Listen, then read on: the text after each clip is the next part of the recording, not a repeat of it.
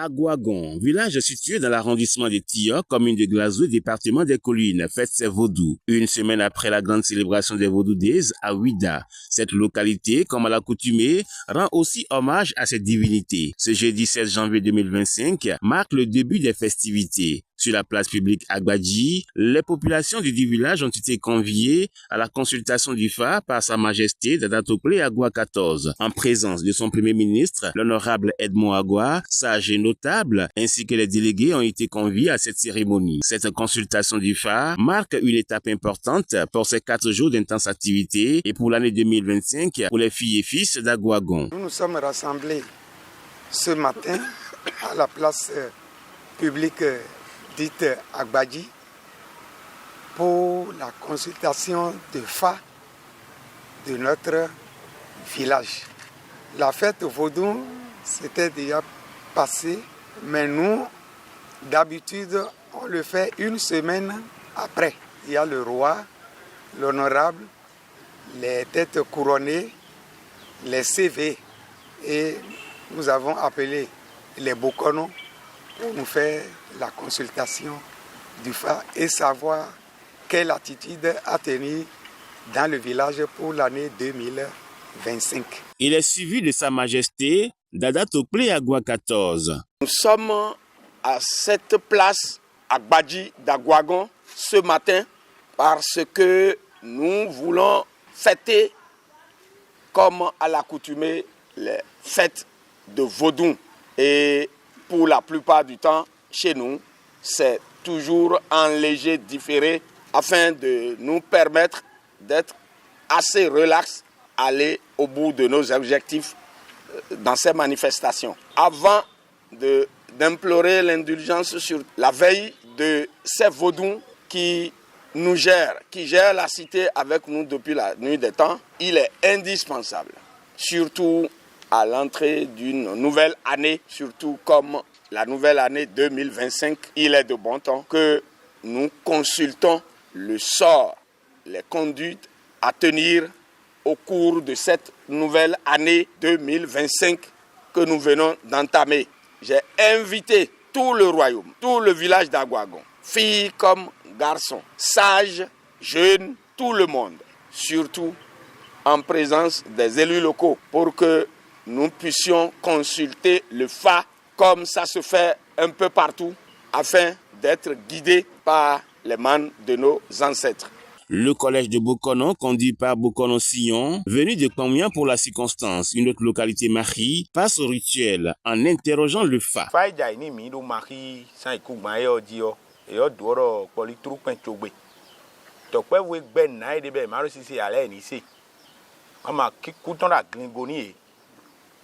Tokpe voin beto bo do khwe ama tokpe wo ro nyanwia e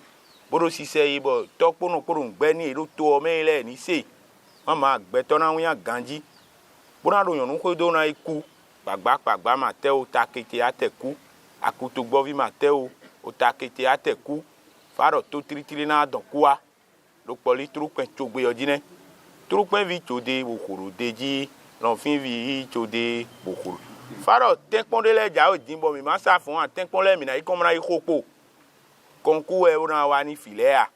mi de suno e do menu lewe tenkpon na wa ni mia maro mi dia mi na ikho tenkpon le po etezo mo faro mo fawe do fi be wian bodo pada bero toni mere na do fi mi ton na daka be na kho pasazele fi pasade do to me diwo mi na ba pasa kaka mo na mo edo nyanya wa ewe akpasaru to me dagwe wa ewe dande wa kwin pasa me buru dagwe wa mama hu pasa tini karu tibo dande o don kon dai mi ba dan lo ikio eda ho ena daka be na ho pasa zele ne gna soka na dabe na ho pasa zele gbe esi soka bo dabe ho pasa zele afi faro tenkon de one bo e ko ngbe on la le ho iri pli bo trupen vi chogbe edo lemi ka agben bodo lon fin sin fie wuyan ne bo edo emi na do emi kai do daka be ko pasazele be de na ide no ente ero de are sin we no bluru fome we paja no bluru den edo na yi bona e bag bedele be na tun kani be na no same mo na kun pasa sin home mo na kun pasa sin home be kun pasa sin home kaka be khozele do akejite be ideo bo so tre do onu bo so tre do onu bo ka fon sa na nduru legba de nduru bi e to legba we a legba tewe e fon sa na nduru legba do ni do ne de to obi na ple dion eni ve do to ran ji emi de o eye do to ran ji emi de na dudu nu oji e ma ka do to ran ji emi de a e na jai e to obi ple be so ka ni o legba no ton sa san so gan ro trupen vi tode koro deji no fin vi yi tode koro deji e tun ro koro de oji o ka e na ho na ko pasa zele e do ran ji mo ro ni pon de o ni pon fi e tre de o ro e ko deji o re ka e na da na ko pasa zele e do de o pon mo nu gbo e ko do de oji o ka ko pasa zele bonu e ba ide mo fa do mi do lin de le do to ogo e bo lin le ro ran si en meno e ero bi boy ya mina sa fon bo lin le na bo ka mi ton e na ko pasa zele lo trupen togbe oji ne o trupen tode trupen vi tode o mi kenkelen àwọn adele we mi o fun wa ibo version de wa ya àwọn adele le jawe àwọn adele le jawe bo mina sa fon bona le ko na àwọn jawe megon le o nyonde le ka tin boro dogo mo e boro dide nyonde le tin ro dogo mo e boro de mo hoche si ren asuche si ren afaro e ma de dogo maison jawe dogo me na de dogo bo kanale aba zon de vodo dogo me do poli trupen chogbe oji e o de din de jawe we azon o de din be gbedo kegero me ro ko maison ko ro to me din wu kan me ma ro dido yo do trupen vi chogbe oji ne trupen chogbe o dodele tin din be ro kunkun ni mi dodele tin be ro kunkun ina sa fun ro mi maje e we san yo ma yan o vodun san yo ku yan o so we for bo igudo e we san yo ku yan o e we san yo ku yan o vodun san yo ku yan o so we for bo igudo e we san yo ku yan trupe togbe ne ohun kwele we mi ro mi de ba ya mi kenkelen mi sa fo do ku do ne me de bi ba. Au terme de la consultation, 3 signes sont apparus. Le principal est Troupin Tchokpe. Bokono Signon nous interprète ces signes. Pour Tofa, année 2025, on a venu consulter. Le signe principal, son nom c'est Troupin Tchokpe. On a remarqué que certaines divinités ont demandé à manger, comme Dan, Sakpata, Kou. Au-delà de cela, on a divinité Kebioso. Il y a les femmes qui sont dans le village qui font l'avortement. Le phare vient à refuser de ne plus faire ces genres d'avortement. Le phare vient de nous dire qu'il y a les difficultés, comme les concours, comme les examens qui vont venir. Il y a des accidents imprévus qui vont venir. Donc il y a les sacrifices, il y a les totems qu'on a donné déjà. La fête, ça serait très belle. Et ne vous inquiétez pas. On a consulté déjà. On sait tout ce qui va venir. Et la conduite à tenir pour une meilleure année 2025 pour les fils et filles d'Agouagon. D'autres sachants accompagnent l'interprétation donnée par Bokono Signon. Le phare a généralement une vision futuriste et utilise les événements actuels pour prévoir l'avenir. Et par rapport à ça, les différentes menaces qui pèsent sur la communauté ont été révélées. Bien sûr, après le signe géomantique apparu,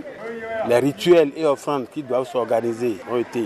dévoilés. Et je crois que nous n'allons pas nous soustraire à la réalisation de ces rituels. Toutes ces divinités-là concourent au maintien de la paix, de la stabilité et surtout au maintien de la santé des enfants du royaume. Et par rapport à ça, nous allons prendre au sérieux tout ce que le phare a dévoilé, les offrandes qui sont exigées. Je retiens globalement que c'est de bons signes qui sont apparus. Et les recommandations des prêtres phares sont de bonnes recommandations pour aider la jeunesse d'Agouagon à se prendre en charge et à exhorter les têtes couronnées de la communauté d'Agouagon à faire les sacrifices idoines pour que tout aille bien dans leur cité. Moi, je pense que le phare qui est apparu, les signes qui sont apparus, ont montré qu'on doit toujours faire recours à cet art divinatoire pour mieux régner, pour mieux diriger la cité. Les recommandations, libations, totems, sacrifices exigés par le phare seront accomplis au pied des différentes divinités, à commencer par le Tolegba du village.